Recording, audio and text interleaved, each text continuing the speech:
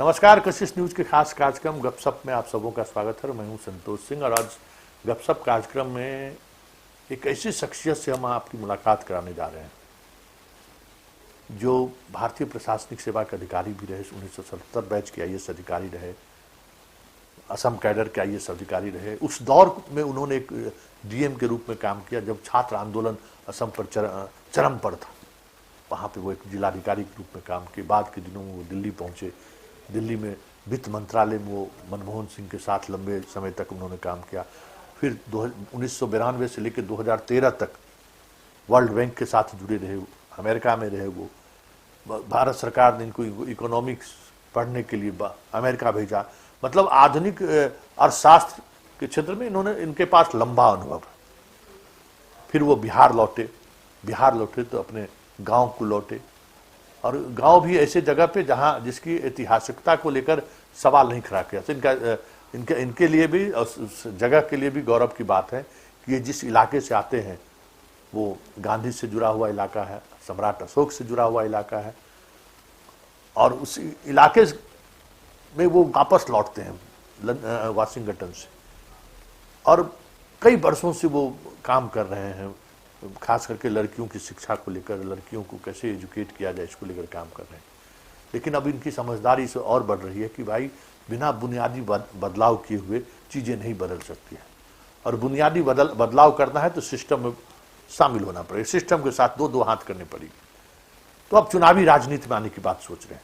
ये अपने आप में एक बड़ा सवाल है, और ये तो जबरदस्त चुनौती है कि एक आईएएस अधिकारी जो पिछले 4-5 वर्षों से गांव के बदलाव की बात कर रहा है, तालीम की बात कर रहा है, अब उन्हें भी ये महसूस हो रहा है कि बिना राजनीति में, व्यवस्था में बदलाव किए हुए चीजें बदल नहीं सकती। क्योंकि सब देश दुनिया की राजनीति को भी समझने हैं एक ऐसे, क्योंकि उनके पास इस तरह की समझदारी भी है। देश किस इकोनॉमिक हालात में है, उससे बाहर हम कैसे निकल सकते हैं, इस पर भी चर्चा करेंगे। फिर गाँव में जो उनका लौरिया में जो काम चल रहा है उस पर भी चर्चा करेंगे। साथ साथ राजनीति में आने की जरूरत इन्हें क्यों पड़ी, राजनीति, क्योंकि सियासत को तो कहा ही जाता है कि भाई इसमें अच्छे लोगों की गुंजाइश नहीं है। तो ये सीधे तौर पर इस राजनीति में कैसे आने की बात सोचें, उन सवालों पर भी चर्चा करेंगे। हमारे साथ जुड़े हुए हैं होदा जी, जुड़े हुए हैं, जिनके बारे में हम इतने समय से उनका परिचय हम आपको दे रहे थे। अब सवालों का इनसे सिलसिला हमारा शुरू होगा, और शुरुआत हम इनके प्रशासनिक अनुभवों के साथ देश की इकोनॉमिक व्यवस्था को लेकर करेंगे। फिर हम आगे सवाल दर सवाल आगे बढ़ते हुए फिर इस चुनावी राजनीति में क्यों आना चाहते हैं इस पर भी चर्चा होगी। फिलहाल जो देश जिस दौर से गुजर रहा है, जिस इकोनॉमिक क्राइसिस के दौर से गुजर रहा है, बहुत सारे प्रयोग हुए इस दौरान। क्या लगता है, क्या वजह रही जो आज देश के इकोनॉमी की स्थिति से स्थिति में पहुंच गए? पहले तो बहुत बहुत शुक्रिया मुझे यहाँ आमंत्रित करने का, आपसे बैठ के बात करने का मौका मिला, तो बहुत बहुत धन्यवाद। आर्थिक स्थिति जो हमारे देश में है आज गंभीर है, इससे हम लोग को मुंह नहीं मोड़ना चाहिए। जो जीडीपी के आंकड़े आए थे कुछ दिन पहले, -24%, 23.9% है, और कुछ विशेषज्ञों का ये मानना है कि उसमें जो असंगठित क्षेत्र है उसमें जो गिरावट आई है आर्थिक गतिविधियों में, वो जितनी कम हुई है वो ये नंबर नहीं दर्शाते, और अगर उनको सच्चाई से दिखाया जाए तो वो करीब आंकड़ा 20-32% पे जाके। तो आपका सवाल बहुत ही स्वाभाविक है कि हम यहाँ पहुँचे कैसे। देखिए, हमारी जो जीडीपी है या जो वृद्धि दर है, ग्रोथ रेट है, पिछले 4 साल से गिरती आ रही है। ये नहीं कि शुरुआत अभी हुई है, ये शुरुआत हुई है 2016 से, और हर साल कुछ ना कुछ गिरावट आती जा रही है। मेरा मानना है, बहुत विशेषज्ञों का मानना है कि जो पहला चोट लगा आर्थिक हमारे स्थिति को, वो नोटबंदी थी। नोटबंदी से हमारी जो इकोनॉमिक, जो आर्थिक गतिविधियां थी, खास करके जो छोटे और मध्यम उद्योग थे या जो असंगठित क्षेत्र थे, जो नकदी व्यवहार पे काम करते थे, उन पे बहुत गहरा चोट लगा, और उस वक्त से दर गिरना शुरू हुआ। अभी हम इससे उभर के अभी आए ही नहीं थे कि जीएसटी लागू हुआ। जीएसटी एक अच्छा टैक्स तंत्र है, पर जिस तरह से लागू हुआ हमारे देश में, मैं समझता हूँ उसमें बहुत सारी खामियां थी, वो ठीक से लागू नहीं आया।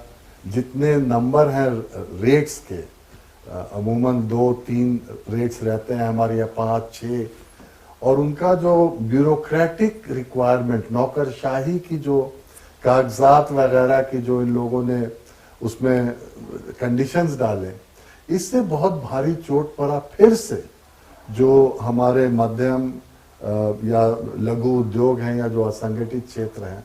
और ये सब जो मध्यम और लघु उद्योग अकेले मतलब एक आजाद तरीके से नहीं काम करती, ये बड़े कंपनियों से भी जुड़े रहते हैं, बड़े कंपनियों के सप्लायर रहते हैं, बड़े कंपनियों से चीजें खरीदते हैं, तो उनसे भी बड़े कंपनियों पे असर पड़ता है, बैंकों पे असर पड़ता है। तो ये दूसरे चोट से भी, मार से भी हमारी आर्थिक अवस्था में गिरावट आई। उसके बाद आ गया सबसे भारी चोट जो कोरोना का था। अब कोविड जो आया तो समझिए कि एक मशीन चल रही है, आपने एक बैग उसको बंद कर दिया, और जब बंद होता है तो उसकी नतीजे निकलते हैं, सारी गतिविधियां बंद हो गई।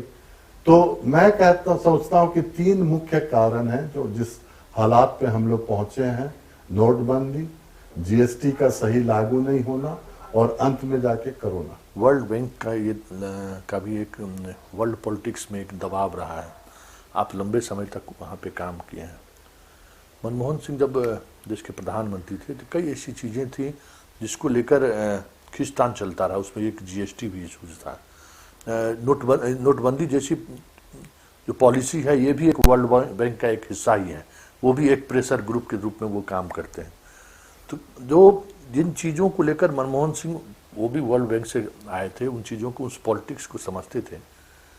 तो क्या वाकई में ये सच्चाई है कि वर्ल्ड बैंक या वर्ल्ड पॉलिटिक्स का हम यह देश मोहरा बन गया, जिन चीज़ों को पहले लोग अपने तरीके से चीज़ों को उस समझदारी के साथ कि भाई सामने वाला समझे भी नहीं और हम हाँ कर रहे हैं, आगे को उसको बढ़ाने की कोशिश हो रही थी, कहीं उस दबाव में एक मजबूत प्रधानमंत्री जो दिखाने की कोशिश हो रही है, वो उस पॉलिटिक्स, उस जो उसके पीछे की जो पॉलिटिक्स थी वो नहीं समझ सके। इसमें 2-3 सवाल है आपके सवाल में, और बहुत ही गहरे सवाल हैं। पहला तो कोई भी संगठन होता है राष्ट्र में, देश में या अंतर्राष्ट्र में, राजनीति दूर नहीं रहती है, क्योंकि उसमें अलग अलग देशों का प्रतिनिधित्व होता है, और जब देशों का प्रतिनिधित्व होता है तो उनकी अपनी नीति हित क्या है, ये सारे वो लोग बचाने की कोशिश करते हैं। तो वर्ल्ड बैंक हो या मुद्रा कोष, IMF जिसको कहते हैं, दोनों को साथ देखते हैं लोग। इसमें भी जिस तरह से शेयर होल्डिंग है कि कौन कितना निवेश किया है उसमें, उससे पॉलिटिक्स है। अमेरिका सबसे बड़ा शेयर होल्डर है, और ये गलत नहीं होगा कहने के लिए कि सबसे ज्यादा प्रभाव उस ऐसे संगठनों में अमेरिका और पश्चिमी यूरोप के देशों का है। और इसका एक ऐतिहासिक कारण भी है कि ये सब बने थे जब सेकेंड वर्ल्ड वॉर, द्वितीय जो विश्व युद्ध जब खत्म हो रहा था, तो एक नया ढांचा बन रहा था, आर्थिक ढांचा संसार का। तो उसमें जो विजयी देश थे, जो अमेरिका हो या इंग्लैंड हो या फ्रांस हो, इन लोगों का बोलबाला ज्यादा था, इसलिए प्रभाव था। तो ये है। इस कहने के बाद हम ये भी कहेंगे कि जो वर्ल्ड बैंक एक बैंक है, और बैंक में 2 पार्टी होते हैं, एक पैसा देने वाला और एक पैसा लेने वाला, और बहुत से पैसा लेने वाले भी बहुत मजबूत होते हैं। खास करके आप देखिएगा जो बड़े उद्योगपति हैं, उनका उतना ही बोलबाला होता है जितना बैंक वालों का होता है। तो अगर विश्व बैंक के संदर्भ में इस सवाल को आप जवाब दीजिएगा, तो बड़े क्लाइंट कौन है उनके, कस्टमर ग्राहक कौन है वर्ल्ड बैंक के? चीन था, भारत था, नाइजीरिया था अफ्रीका में, अब जब रशिया, सोवियत रशिया खत्म हुआ तो रशिया था। तो ये जो बड़े बड़े देश हैं, ऐसा नहीं है कि इनका कोई प्रभाव नहीं है इन संगठनों में, और एक समझिए कि संतुलन के हिसाब से चलता है। तो उसमें ऐसा नहीं है कि जो विश्व बैंक कहता है, भारत जैसे देश इसमें जैसे हमने गिनाया बहुत बड़े बड़े देश हैं, साउथ अफ्रीका, दक्षिण अफ्रीका है, ब्राजील है, इनको इतनी आसानी से, भारत है, इनको इतनी आसानी से विश्व बैंक इधर उधर नहीं ढकेल सकता। तो ये दूसरा भाग था। आपके तीसरा भाग था कि क्या ऐसी तो नहीं है कि मनमोहन सिंह की सरकार पे, और जब मैं था उनके साथ, तो ये 90, 92, 91 जब ये सुधार हो रहा था हमारे अर्थव्यवस्था में, इकोनॉमिक लिबरलाइजेशन का जमाना था, उस टाइम वक्त था, हालात बहुत बुरे थे। वर्ल्ड बैंक और आईएमएफ बैंक है, तो जो भी ग्राहक को पैसा देता है शर्तें रखता है, तो उस जगह में शर्तों को देखना पड़ता है कि क्या ये शर्तें हमारे हित में हैं या हित में नहीं है। और आखिर में जाके अगर कोई ऐसी शर्त है जो आपके हित में बिल्कुल नहीं है देश के, तो वहां पे जाके ये समझौता अटक जाता है। मैंने ये सौदा बहुत करीब से देखा है 1990, 91, 92 का, जब मैं वित्त मंत्रालय में था। मैं डायरेक्टली आईएमएफ से जो बोरोइंग होती थी मैं देखता था, इंटरनेशनल मॉनेटरी फंड से। मैं नहीं कहूंगा कि कोई ऐसा शर्त इन लोगों ने लगाया जो हम लोगों ने समझा कि हम नहीं चाहते हैं और फिर भी हम लोग पे लागू हुआ। हाँ, बहुत सारी बातें थी जो नई थी, बहुत सारी बातें थी जो सख्त थी, बहुत सारी बातें थी कि हो सकता है अगर जो पुराने राजनीतिक गण हो उनको नहीं लगती हो, पर उस वक्त की जरूरतों के आधार पे अगर आप इसको तौलिएगा तो एक बैलेंस के हिसाब से मनमोहन सिंह जी ने इन लोगों से साथ समझौता किया था। तो मैं यहीं रुकूं या और आपका समय मैं नहीं लेना चाहता। नहीं, हम आगे बात करेंगे, लेकिन एक चलिए छोटा सा ब्रेक ले लेते हैं और उन चीज़ों को, वर्ल्ड पॉलिटिक्स और वर्ल्ड बैंक और आईएमएफ की भूमिका पर भी हम आगे भी बात करेंगे, और उसके बाद आप गांव कैसे आए उस पर भी चर्चा होगी। लेकिन चलिए एक पहले छोटा सा ब्रेक ले लेते हैं।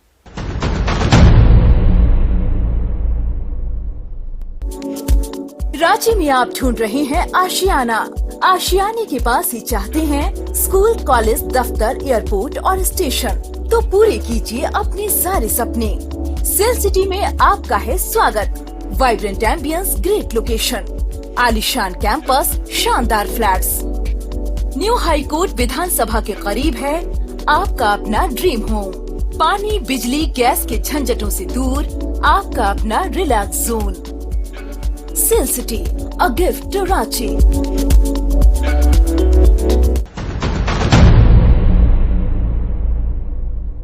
ब्रेक के बाद एक बार फिर से स्वागत है। स्वाभाविक तौर पे विषय ऐसा है और जटिल विषय भी है। कुछ मिनटों में उन चीज़ों को समझा नहीं जा सकता, लेकिन व्यवहारिक चीज़ों पर जिसकी समझदारी हम आप बना सकते हैं, उन चीज़ों पर हम समझने की कोशिश कर रहे हैं कि भाई WHO हो, जिसको लेकर अभी हंगामा चला, उसकी बात भी सामने आई कि अमेरिका और चीन के बीच रिश्ते को लेकर, चुनाव को लेकर जो चीज़ें सामने आ रही हैं, ये समझने की जरूरत है। इसी संदर्भ में भारत की इकोनॉमी को लेकर वर्ल्ड बैंक और IMF की जो भूमिका रही है, जो चीज़ों को लेकर देश तैयार नहीं था। हम बात आज स्वावलंबी की कर रहे हैं, आज सब तरह की, मतलब अपने आप में आप खड़े होइए, लेकिन गांव के स्ट्रेंथन को लेकर, गांव के डेवलपमेंट को लेकर जो वर्ल्ड बैंक या IMF की जो कंसेप्ट है या जो चीज़ें सामने आई हैं, आपको क्या लगता है हो जी, हम वर्ल्ड पॉलिटिक्स से शिकार हो गए या फिर ऐसी क्या मजबूरी आई कि आप उस दौर में आप सीधे तौर पे एक ब्यूरोक्रेट के रूप में थे, नोटबंदी का आना, GST आना, सब कुछ चीज़ें दिख रही थी कि भाई आप एकदम आग से खेल रहे हैं। और ऐसा भी नहीं था कि बहुत बड़े इकोनॉमिस्टों की पूरी टीम आपके साथ थी कि वो रिस्क आप ले रहे थे। पूरा एक दौर ऐसा लगा कि आप चीज़ें कर रहे हैं तो पॉलिटिकल डिसीजन की तरह रोजाना नई चीज़ें आ रही हैं, आप बदलाव कर रहे हैं, और अंत में आप कह रहे हैं कि अब राज्य को कि हम हिस्सा भी देने की स्थिति में, हमें GST आ ही नहीं रहा है। तो ये इस फैसले के पीछे विश्व बिरादरी का कितना प्रभाव रहा, या फिर हमने ये एक जज्बात के रूप में कि चलिए देश के सामने हम भ्रष्टाचार के खिलाफ एक इमेज बना रहे हैं, तो हमने ये कार्रवाई की है। आपको क्या लगता है? आपका सवाल जो अभी 2016 जो नोटबंदी हुआ उसके संदर्भ में GST के भी GST भी उसके संदर्भ, नहीं, मेरा मानना है कि विश्व का प्रभाव बिल्कुल नहीं था नोटबंदी पे, क्योंकि विश्व बैंक या आईएमएफ ऐसे जो समझिए कि एक क्रांतिकारी नोटबंदी कि आप एक सुबह उठिए और 85% आपका जो नगद है आपके आर्थिक व्यवस्था में उसको खत्म कर दे, कभी नहीं कहता है। और ऐसी तुलना जो हमारे यहाँ हुई ऐसे देशों के साथ होती है जिनको समझिए कि एक किनारे हैं अच्छी नीति से, वेनेजुएला हो गया, जिम्बाब्वे हो गया, जिसपे अंतरराष्ट्रीय जो अर्थव्यवस्था समझते हैं उनकी नजरों में वो कहा जाता है कि ये क्यों कर रहे हैं। मतलब एक जो आज की इकोनॉमिक पॉलिसी है उस पॉलिसी में भी इस तरह का निर्णय को आत्मघाती माना जाता है, क्या आपको लगता है सर? मैं मानता हूं कि बिल्कुल आत्मघाती है, और रहस्य ये है, और जिसने ये फैसला किया उसको स्पष्ट रूप से बताना चाहिए देश को कि क्यों किया। उन लोगों ने हर एक हफ्ते पे कारण उसका बदला, पहले कहा काला धन रोकना है, फिर कहा कश्मीर में टेररिज्म रोकना है, फिर कहा डिजिटाइजेशन करना है। तो ये एक बताएं तो, और उसका परिणाम क्या निकला, उसका नतीजा क्या निकला। तो मैं समझता हूं कि ये सेल्फ इम्पोज आत्मघातक ये काम था। अच्छा, अभी भी स्थिति है कि हम अपनी इकोनॉमी को रिवाइव कर सके? आपके पास कुछ अगर इस तरह का विकल्प आपकी नजरों में हो? विकल्प तो निकालना पड़ेगा, क्योंकि हमारी जो इतनी बड़ी आबादी है इतने संकट से गुजर रही है। हम लोग सिर्फ आंकड़े की बात करते हैं, जीडीपी -24, पर उस आंकड़े के पीछे हमारे आपके जैसे लोग हैं, उनकी नौकरियां हैं, उनके आय हैं, उनके बच्चों की शिक्षा है, उनके परिवार का स्वास्थ्य है। अब तो इसलिए हल तो निकालना है। 2-3 दिन पहले centre for monitoring Indian economy एक संस्था है बंबई में, जिसके बहुत जाने माने एक अर्थशास्त्री हैं व्यास जी, तो उन्होंने कहा कि सिर्फ अप्रैल से लेके अगस्त के आखिर तक 2.1 करोड़ सफेद पोस्ट नौकरियां चली गई हैं, सैलरीड नौकरी। हम वो भूमिहीन कृषक की बात नहीं कर रहे हैं, हम वो प्रवासी मजदूर की बात नहीं कर रहे हैं, हम मध्यम वर्गों के लोगों के बारे में कह रहे हैं। और अगर मध्यम सैलरीड क्लास में अगर 2.1 करोड़ नौकरी चली गई है, तो समझिए कि चोट असंगठित क्षेत्र में, गरीबों में, प्रवासी मजदूरों में कितना गहरा होगा। पर सवाल आपका था कि हम लोग यहां से निकले कैसे। मैं खुद सोचता हूं कि इसको 2 भाग में हम लोग को देखना चाहिए कि अल्प अवधि में हम लोग क्या करें, जो इतना मार पड़ रहा है उस चोट को हम लोग कम कैसे करें, और दूसरे भाग में हम लोग को सोचना चाहिए कि हम लोग मध्यम अवधि में या आगे चल के अपने अर्थव्यवस्था को फिर ऊपर कैसे ले जाएं, खास करके बिहार जैसे राज्यों में कैसे ऊपर ले जाएं, क्योंकि जो कठिनाइयां या कष्ट हमने गिनाया आपको, समझिए उसका 1.5 गुना असर बिहार में पड़ता है, क्योंकि हम लोग इतने गरीब राज्य हैं, यहाँ इतने प्रवासी मजदूर हैं वगैरह वगैरह। अल्प अवधि में सरकार खर्च, उसको कहते हैं फिस्कल मैनेजमेंट, कि राजकोष से हम लोग का खर्च बढ़ाना बहुत जरूरी है, क्योंकि ये अर्थव्यवस्था ऐसे खराब हुई है क्योंकि यहाँ से मांग खत्म हो गया। मांग खत्म, डिमांड इसलिए कम हुआ है कि लोगों के पास पैसे नहीं है, आय नहीं है। जो प्रवासी मजदूर पैसा भेजता था वो नहीं बेच पा रहा है, जिसकी नौकरियां चली गई वो नहीं बेच पा रहा। तो हम लोगों के पॉकेट में फिर कैसे पैसा डाल सकते हैं कि डिमांड फिर से बढ़े। तो बहुत जो गरीब तबका है उसके लिए तो आपको इनकम ट्रांसफर करना होगा, जनधन वगैरह। उसके साथ साथ जो ग्रामीण इलाके हैं वहां पे आपको अंग्रेजी में कहते हैं पब्लिक वर्क्स प्रोग्राम, सार्वजनिक क्षेत्र में निर्माण के काम आपको युद्ध स्तर पे करना होगा। आप सरकारी बिल्डिंगें बनवाइए, रोड बनवाइए। मैं चंपारण का रहने वाला हूं, वहां पे आजकल एक नेपाल बॉर्डर पे इंडो नेपाल बॉर्डर रोड बन रहा है। हम क्यों नहीं इस सड़क को युद्ध स्तर पे बनाएं? कॉन्ट्रैक्ट मिलेगा, लोग राजमिस्त्री बहाल होंगे, कॉन्ट्रैक्टर होंगे, गाड़ियां लगेंगी, लोगों के पास आमदनी आएगी। तो ये सार्वजनिक क्षेत्र में निर्माण का काम आगे बढ़ाना बहुत जरूरी है, फिस्कल एक्सपेंशन करके।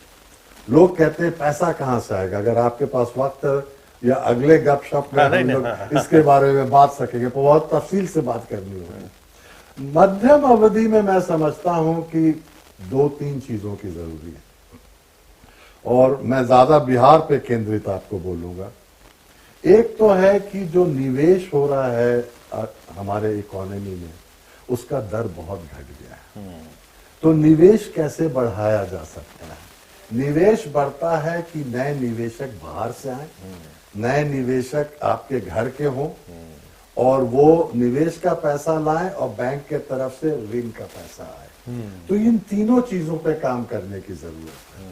जो बाहर का निवेशक है उसकी जो धारणा है कि अभी भारत में क्या माहौल है, आर्थिक माहौल है, कोई खास अच्छी नहीं है, वो बदलना होगा।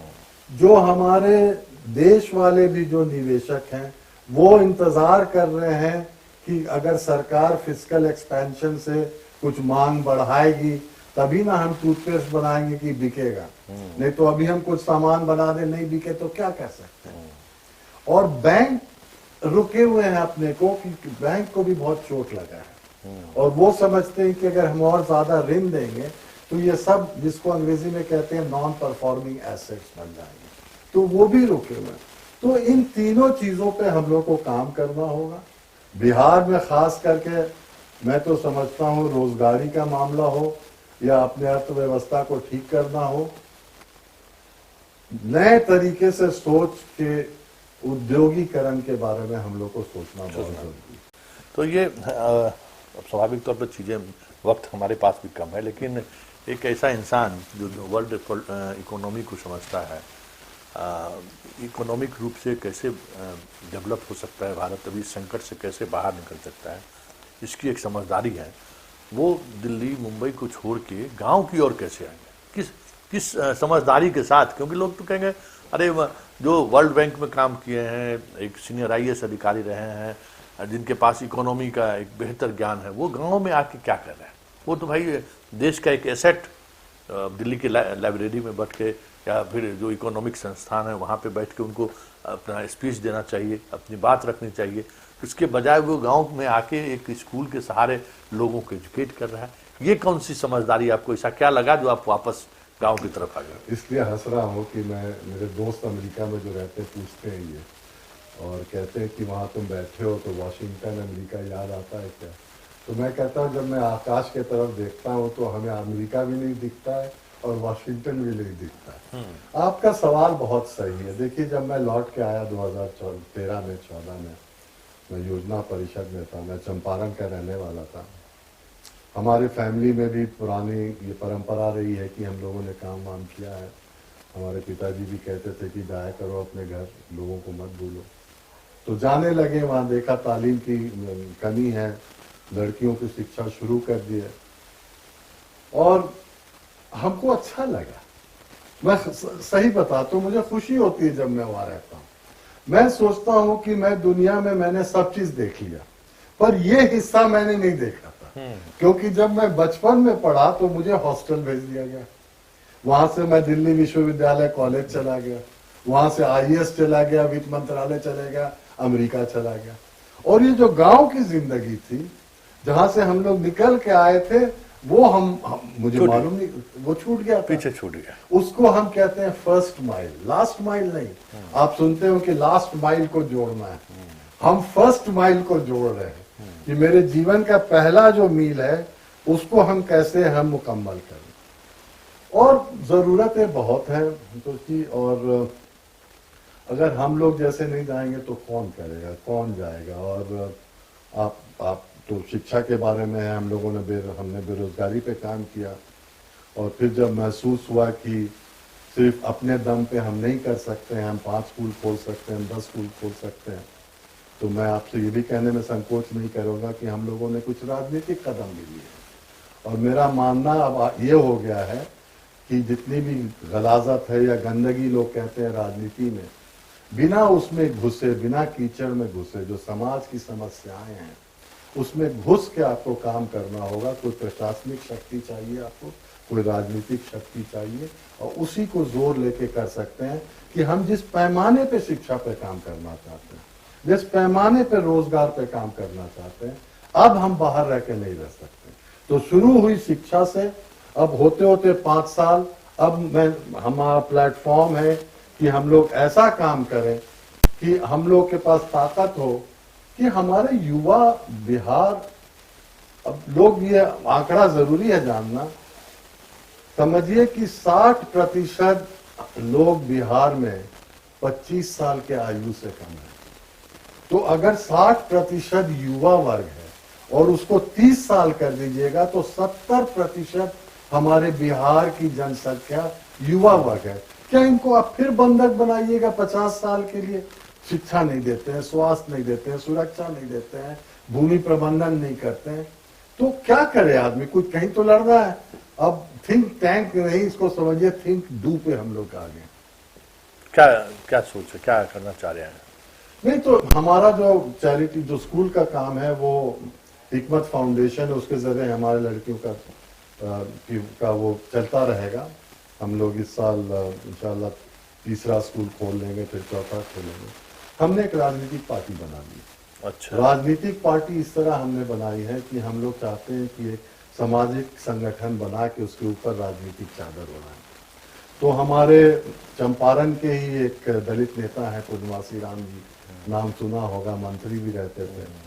तो अक्सर वो हमारे घर आया करते थे, कहते थे कि आप क्या ये सब करते हैं, राजनीति में आइए, हम लोग खुद मिल के लड़ते हैं। तो हमने एक नई पार्टी बनाई है, उसका नाम है जन संघर्ष दल। मैं राष्ट्रीय अध्यक्ष हूँ, पूर्णवासी जी उसके राष्ट्रीय महासचिव हैं। हमारे जो जिला अध्यक्ष हैं सुरेंद्र चौधरी जी हैं, जो मत्स्य है, वो जो फिशरीज कोऑपरेटिव है उसके चेयरमैन हैं। और हम लोग की यही प्लानिंग है कि कूदेंगे और देखते हैं कहाँ निकलेंगे। और पूर्वी चंपारण, पश्चिमी चंपारण, सीतामढ़ी, गोपालगंज, इन जिलों में हम लोग का पहला समझिए कि ध्यान है।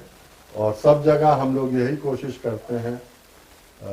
ठीक है, लोग कहते हैं हमें कि बिहार में जाति आधारित सारी फैसले होते हैं। हकीकत हम जानते हैं, 5 साल से गांव में रह रहे हैं।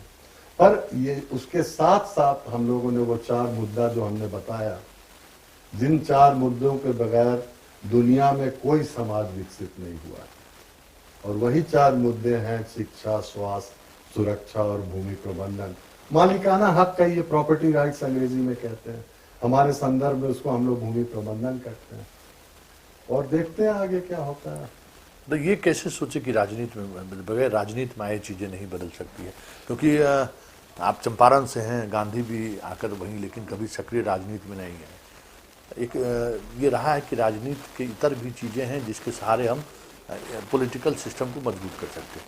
लेकिन एक प्रवृत्ति बिहार में, एक प्रवृत्ति बढ़ी है, एक यूथ भी, आप लोग जैसे लोग भी सीधे राजनीति में आने की बात सोच रहे हैं। क्या उसकी गुंजाइश, जनता उसके लिए तैयार है, इस बदलाव के लिए? क्योंकि अपने यहाँ जो वोटिंग पैटर्न है, जातिवादी है, बाहुबल है, पैसे का खेल है, इन सब खेलों के बीच कैसे आप ये सोच रहे हैं कि इसके सहारे हम बदलाव करें? और जनता सब कुछ के लिए तैयार है, वो अच्छे स्कूल में पढ़ाएं, बच्चों को बाहर भेजें, अपने बच्चों की अच्छी जगह शादी हो, सब कुछ के लिए समय देता है। लेकिन वोट के लिए वो उनकी समझदारी आज भी वही है कि इसको सबसे, ये कोई उनके लिए प्रायोरिटी है ही नहीं, महत्व का चीज़ है ही नहीं। ऐसे समाज में को, ऐसे वोटर के साथ आप राजनीति करने की बात सोच रही हैं, कैसे ये दुस्साहस कर रहे हैं? दुस्साहस कहिए, पागलपन कहिए, जुनून कहिए। पहले तो मैं एक बैक नहीं कूदा, मैं तो लौरिया में समझिए 2014 जनवरी से रहने लगा था। तो 2014 जनवरी से लीजिए तो भी कुछ नहीं तो 5 साढ़े 5 साल हो गया है।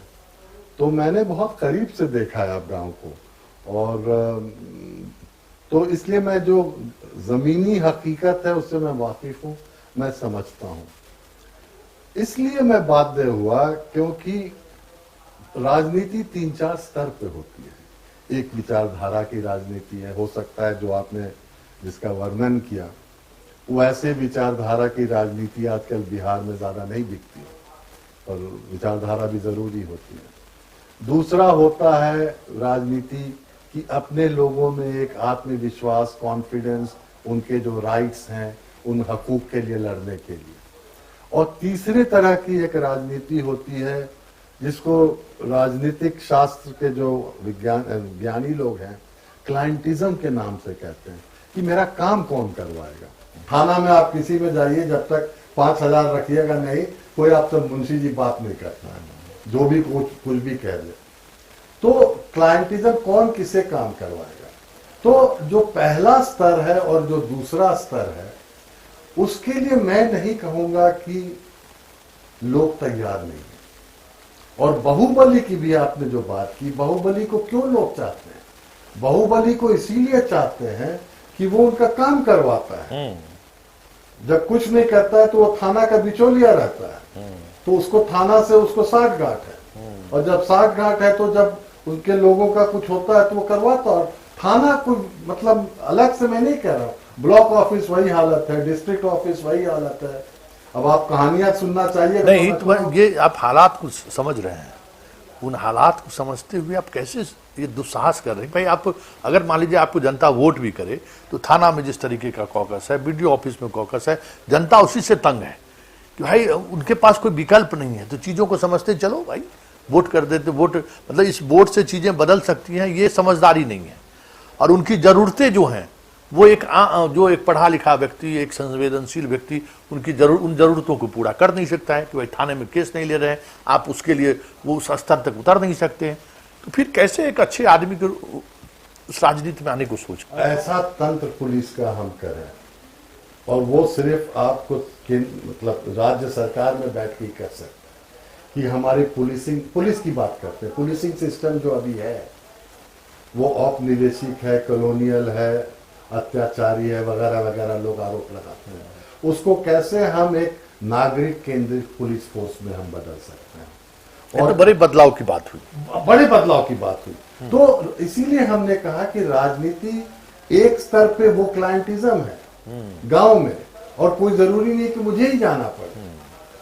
पर अगर दूसरे जगह अगर आप किसी प्रभाव के ओहदे पे नहीं पहुंचते हैं तो आप कैसे वो जो बेसिक फंडामेंटल मौलिक चेंज जो है जिससे आप ये मतलब कि आप ऐसे तंत्र को ठीक कर सकते हैं, कैसे पहुंचिएगा वहां पे। पुलिस एक सर्विस सेवा है, मतलब एक सेवा क्षेत्र है। मेरा मानना है कि सेवा क्षेत्रों में अलग अलग किस्म के मानक होते हैं, अलग अलग किस्म के काम करने पड़ते हैं। वो सारी चीज़ें आप ब्लूप्रिंट आपके पास है कि हम कैसे पुलिस अगर जो बेसिक समस्या, क्योंकि आप समस्याओं को समझ रहे हैं। कुछ ये बड़ी बात है कि आप अमेरिका वाशिंगटन से आप जब आप अपने गांव में पहुंचे हैं लौरिया में, तो जो बेसिक प्रॉब्लम है उस प्रॉब्लम को आपने समझा है कि भाई यहाँ समस्या थाना से है, यहाँ समस्या मुखिया से है, यहाँ समस्या बीडीओ से है, चीज़ें वहाँ केंद्रित हैं, हर दिन हर व्यक्ति फेस करता है। तो उसको कैसे बदला जाए, इस पे अब बुनियादी सवाल पर आप चर्चा कर रहे हैं और उसको लेकर आप राजनीति में आना चाहते हैं। तो ये इसमें जो कुलीन चीज़ें हैं, जो उपनिवेशिक बात चीज़ें हैं, उसको लेकर कभी आपने ये जो कहा कि हम थाना नागरिक के ओरिएंटेड ये चीज़ें होनी चाहिए, बड़े बदलाव की बात आप कर रहे हैं। तो ये गांव में भी इसको लेकर बहस हो रहा है, और इस बहस के सिलसिले में आप खुद चुनाव लड़ना चाहते हैं या फिर लोगों को लड़ाना चाहते हैं? सिर्फ कोशिश हमारी यही रहती है जब हम लोग गांव के बीच बैठते हैं, प्रचार करते हैं कि इन मुद्दों पे बात करें। पर एक वर्ग है हमारे समाज में, एक राजनीतिक विचारधारा है जो सब चीज को धार्मिक रूप से देखती है। मतलब राजनीति एक धार्मिक है, दूसरा जातिवाद है। और तो उससे हट के कोशिश यही रहती कि आप बात करें आपके भविष्य की, बात करें आपकी शिक्षा की, पर आप इतने भी मासूम नहीं बने कि जो आपको हकीकत में जो दिक्कत है उसको हम नजरअंदाज करें। तो इसमें होशियारी यही है कि क्या आप 2 स्तर पे या 3 स्तर पे आप एक साथ राजनीति कर सकते हैं कि नहीं, क्योंकि एक दूसरे के बिना या 2 तीसरे के बिना आप अपने बच्चों को जो हम भविष्य की बात कर रहे हैं नहीं दे सकते। चलिए इस गपशप चर्चा अब हम समाप्त करते हैं, लेकिन सबसे बड़ी बात यह है कि एक बिहार में एक बड़े बदलाव के संकेत, अभी तत्काल उस बदलाव पर कितना बड़ा प्रभाव पड़ेगा कहना मुश्किल है, लेकिन यूथ भी आ रहे हैं। हमने आपको दिखाया कि एक ऐसा शख्स जो मैनेजमेंट की नौकरी छोड़कर बिहार पहुंचा हुआ है, ऐसा शख्स जो डीएसपी था पद से रिजाइन दे दिया, चुनाव लड़ने की बात सोच रहा है, ऐसा शख्सियत जो बाहर काम करता था वो अपनी नौकरी छोड़कर नौकरी छोड़ इसलिए दिया कि इस गांव में पुल की जरूरत है और पुल सरकार बनाना नहीं चाहती। एक अलग तरह की सियासत। हम लगातार इस कार्यक्रम के माध्यम से हम आपको ऐसे लोगों से आपकी मुलाकात कराते रहते हैं। यूथ टू यूथ, एक कह सकते हैं कि अपने अगर इतिहास की बात करें तो जो वीर कुंवर सिंह के उम्र के भी लोग बिहार में अब बदलाव की बात सोच रहे हैं। स्वाभाविक तौर पर मेरा इतिहास भी रहा कि 80 साल के एक जमींदार ने अंग्रेजों के खिलाफ आवाज उठाई थी, तो वो हमारे जहन में है, हमारी माइंड दिमागी तौर पे जब हम बिहार के हैं तो उन चीज़ों को सोचते हैं। तो जो बुजुर्ग हैं वो भी चाहते हैं कि बिहार में बदलाव हो, बहुत हो गया। एक धर्म की राजनीति करता है, एक जाति की राजनीति करता है, उससे इतर कोई अलग तरह की राजनीति है। ये इस समझदारी में कितना वक्त लगेगा ये कहना मुश्किल है, क्योंकि वोटर को हालांकि बातचीत में एक बड़ा फर्क दिखा। जो यूथ आ रहे हैं वो उन व्यवहारिक चीजों से अपने आप को कनेक्ट नहीं कर पा रहे हैं जिन चीजों को इन्होंने कनेक्ट किया है कि थाना समस्या थाना है, समस्या वीडियो का दफ्तर है, समस्या मुखिया जी है, समस्या स्कूल है, जिससे डे टू डे गांव की जनता फेस करती रहती है। तो ये देखना है और इसको किस स्तर तक इन चीज़ों को लेकर आगे बढ़ते हैं, ये काफ़ी महत्वपूर्ण है। चलिए, बहुत बड़े बदलाव की उम्मीद के साथ हम इस गपशप कार्यक्रम को समाप्त करते हैं। हमने आपको पहले भी कहा है कि ये हमारी कोशिश है, हम इस बदलाव में हम इनके साथ हैं। एक मीडिया कर्मी के रूप में, एक बिहार के नागरिक के रूप में, एक पत्रकार के रूप में ये कहना बड़ा मुश्किल है कि आप बदलाव के साथ क्यों खड़े हैं। ये तो राजनीति है, लेकिन ये राजनीति नहीं, ये सूचिता की बात है।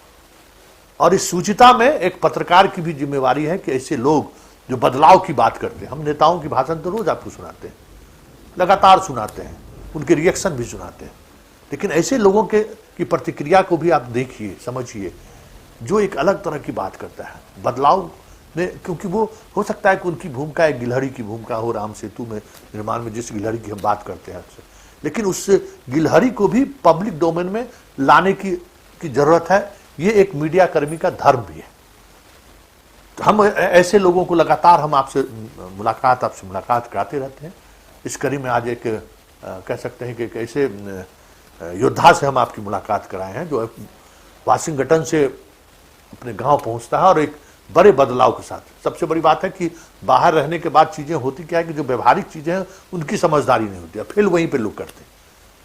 गांधी इस देश के इतिहास में या इस अंग्रेज को भगाने में इसलिए कामयाब हुए कि जब वो पहले भारत को समझने की कोशिश उन्होंने की, और शुरुआत उन्होंने चंपारण से ही की। तो भारत को समझना हो तो गांव को समझिए, और गांव को समझना है तो गांव के बेसिक समस्याओं को समझिए कि आज भी समस्या थाना है, वीडियो का दफ्तर है, स्कूल है जो अंग्रेजों का दिया हुआ है, और आज भी वहीं लोग घुटन महसूस कर रहे हैं। चलिए, इस कार्यक्रम को हम यहीं समाप्त करते हैं। फिर किसी बिहार के आम और खास शख्सियत से हमारी मुलाकात की इस कड़ी को जारी रखेंगे। फिलहाल मुझे इजाज़त दीजिए। नमस्कार।